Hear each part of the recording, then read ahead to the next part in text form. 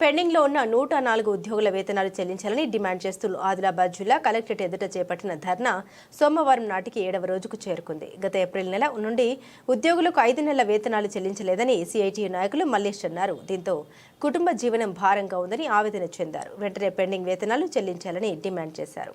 రాజశేఖర్ రెడ్డి గారి ఆశయాలను సాధించడం కోసమే పనిచేస్తున్నా అని చెప్పి రేవంత్ రెడ్డి గారు చాలాసార్లు చెప్పుకున్నారు. నిజంగా మీరు కనుక రాజశేఖర్ రెడ్డి గారి ఆశయాల కోసం పనిచేస్తున్న వాళ్ళైతే వైఎస్ రాజశేఖర్ రెడ్డి గారికి ఆత్మ లాంటిది 108. ఈ సంస్థల్ని కాపాడుకోవాల్సినటువంటి బాధ్యత మీ మీద ఉన్నది.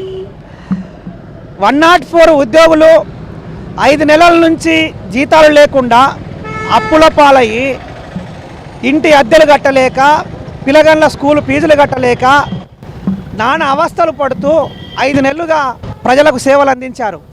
గత్యంతరం లేని పరిస్థితిలో కలెక్టర్ ఆఫీస్ ముంగట టెంట్ వేసుకొని మా వేతనాలు ఇవ్వాలి అని చెప్పి ధర్నా చేస్తూ ఉన్నారు.